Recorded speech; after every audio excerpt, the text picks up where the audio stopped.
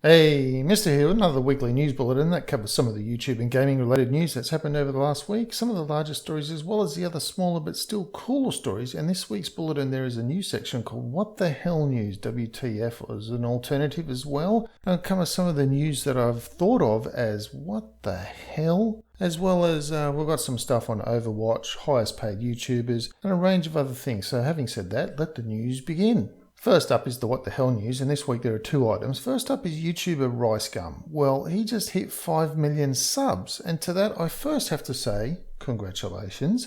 But secondly, I say, what the hell? He started this as a now and a then vlogger, sometimes doing occasional uploads about his daily life. Here's me walking to school, here's me coming home, boring as stuff, right? Then he did a diss track video on some kids he found on Instagram, and that made him take off from some reason.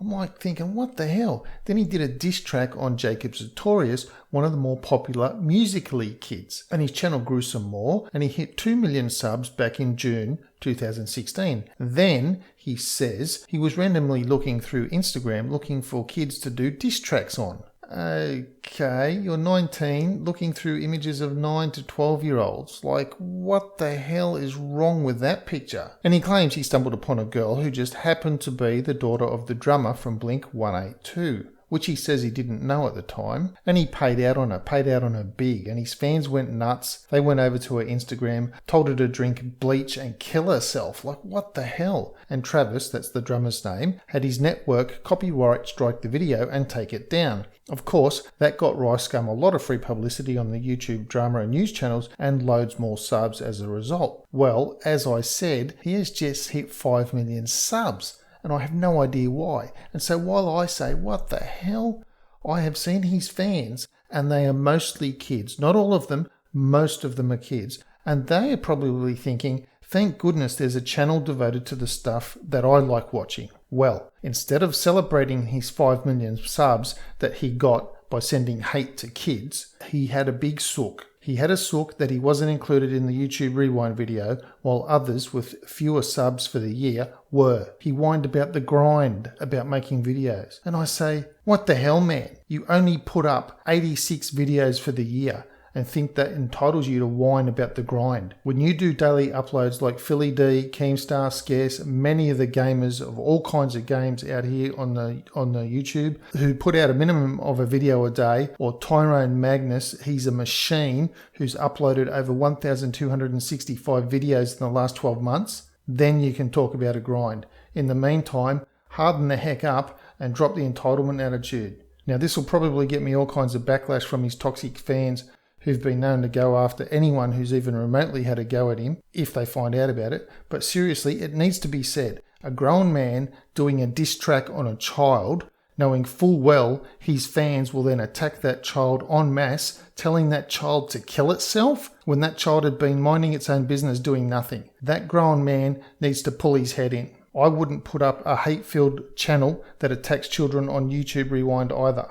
Next up in the What the Hell news is the YouTube Rewind video itself, and in particular the appearance of the pen pineapple apple pen guy. Now if you've been living under a rock, he is a guy who does a little jig while stabbing imaginary apples with imaginary pens. Anyway, apart from the what the hell is he doing in the Rewind video aspect, the big what the hell's going on here is also that Philip DeFranco, who won Best Show at the recent YouTube Awards, is not in it. So he's good enough to win Best Show on all of YouTube, but not good enough to be in the Rewind video. And by singling out the Apple Pen guy, who was like a last 5 minutes ago viral video sort of a dude, YouTube have essentially told Philly D, oh sorry mate, we don't think you're worthy. This guy's more worthy than you. That is how I take the presence of the Apple Pen guy in the video as opposed to Philly D, who has done way more for YouTube this year.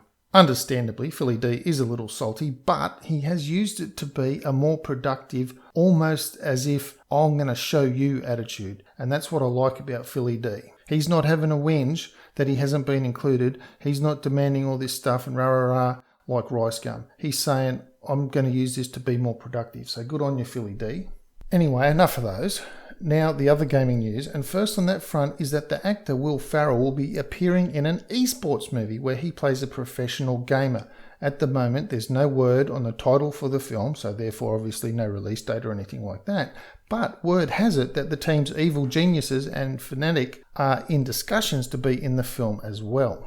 Next is a story about Tencent Holding, the company who owns League of Legends, and Supercell, who of course makes Clash of Clans and Clash Royale. Well, back in June of 2016, they bought a 5% share of Paradox Interactive, who makes the games Cities, Skylines and Stellaris. Well, Tencent have since done a deal with Paradox to bring those games into China with Chinese language versions to be made available. Now, obviously, to go ahead with that deal, the revenue share deal must be worthwhile to Paradox. And of course it would be, because they get access to the huge Chinese market. Also, what Tencent has done is they have done a deal with Starbucks to allow people to gift Starbucks things from Starbucks shops to each other through the Chinese WeChat system that Tencent owns, and to also let people use the WeChat Pay system that Tencent added to WeChat so that they can pay for their Starbucks coffee or the gifts that they want to give to other people, and they can use the WeChat Pay system to do that. Now, Starbucks already has almost 2,500 stores in China, and it's looking to take that number to 5,000 in the coming years. So, hey, yeah, games and Starbucks coffee, here we come. Next up, we have word that the Milwaukee Bucks co-owner, Wesley Edens, is in the midst of purchasing from Esport team Cloud9 their League of Legends Challenger Series spot, including contract of the team's players for around about $2.5 million. Now, the word is the spot is worth $1.8 million, and the players' contracts make up the other $700,000. Now, no word yet on what the name or the brand of the team will be. Next is an update about Battlerite becoming free to play. Now, they announced that they are scaling up their team to work on a bunch of stuff to ensure the longevity of the game for several years ahead, but they need more time to develop the internal processes and adding new features and content and improvements, and because of that, they're now aiming for a free-to-play release in late 2017. Well, that upset a lot of people, and so they had to clarify by saying, quote, "Our goal is to launch free-to-play by midsummer, but this is not an official release date or something which we promise. We're open to the idea of having multiple free weekends or an open beta before Battlerite's official release. Thank you for the continued support," end quote. Now, this is all a good thing in my opinion, as it means the game will be as stable and as robust as it can be before it becomes free to play, because there's nothing worse than a free game being so glitchy that people leave because they won't ever come back again even after you've fixed the problems. So it's better for them to hit the free to play market with an esports ready game right off the bat. Next up is some news that could affect Overwatch, CSGO and other games in China. Now, China has passed new laws which require all games that offer chests and crates and things like that, such as games like Overwatch, to release and make known the odds of winning things, and to also show on a web page the results of winning certain things from those chests or supply drops or whatever they're called in the particular games. Now, at the moment, those rules only apply in China, but it could have a ripple effect throughout the rest of the gaming community, because once it's set up there, there's no reason it cannot be set up in other countries also. And in so doing, the winning odds, which, let's face it, we all know they're bullshit, they'll actually be exposed as being bullshit, and it might make those game companies change things for the better. Now, specifically to Overwatch, and that is Blizzard, who of course makes Overwatch, has announced the creation of a book publishing label called Blizzard Publishing, which will create new publications as well as reissue out of print titles. Now, the upcoming titles will be available in print, audiobook and ebook formats, and they will have some adult colouring books as well as game art, coffee table style books. And overall, while this is positive, it seems like a very odd thing to announce so soon after cancelling the Overwatch graphic novel. I can only surmise that the graphic novel was scheduled to be printed under someone else's label, and Blizzard thought, why give away our profits when we can publish under our own label? Of course, they also said that they wanted to change the backstory because they'd had a lot of other stuff, as I reported earlier. Anyway, the first cabs off the rank will be Warcraft: The Last Guardian, Warcraft: Lord of the Clans, and World of Warcraft: Rise of the Horde, and two manga titles which will be Warcraft Legends Volume 1 and Warcraft Legends Volume 2.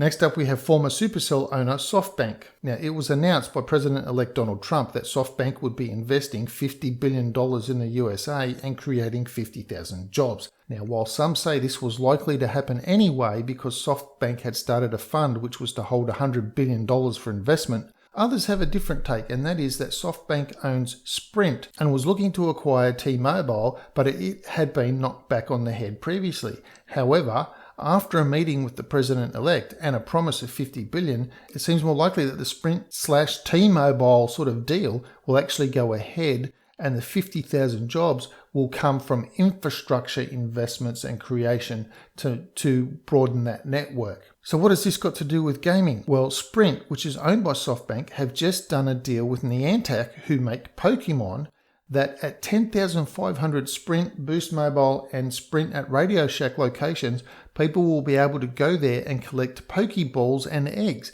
and it all starts on December the 12th. Now, this is a similar deal to what Niantic made with McDonald's in Japan to turn 3,000 of their restaurants into Pokemon gyms where players could battle each other. And finally, for this week, we have the list of the highest paid YouTubers for 2016. Now, heading the list is PewDiePie with $15 million, and some people say it was $15.5 million. Next is Roman Atwood on $8 million. He's a vlogger. Then you've got Lily Singh, also known as Superwoman, on $7.5 million. Then Smosh on $7 million, Rosanna Pansino on $6 million, together with Tyler Oakley also on $6 million for the year. Markiplier sitting in 7th position on $5.5 million. Ola Soy German in 8th place with $5.5 million.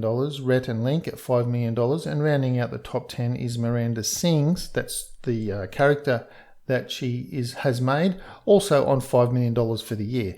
Now, these numbers include money from tours, book deals, film and television appearances, and branding deals, and so on. And such as with the branding deals, for instance, it's the word is that Roman Atwood has a large branding deal with the Scott Toilet Paper Company. Anyway, that's it for this news bulletin. Thank you so much for watching. Please comment to let me know which story you liked the most. Please leave a like, leave a thumb up. Subscribe to the channel so you don't miss out on any other news bulletins. And until I see you in the next video, stay frosty.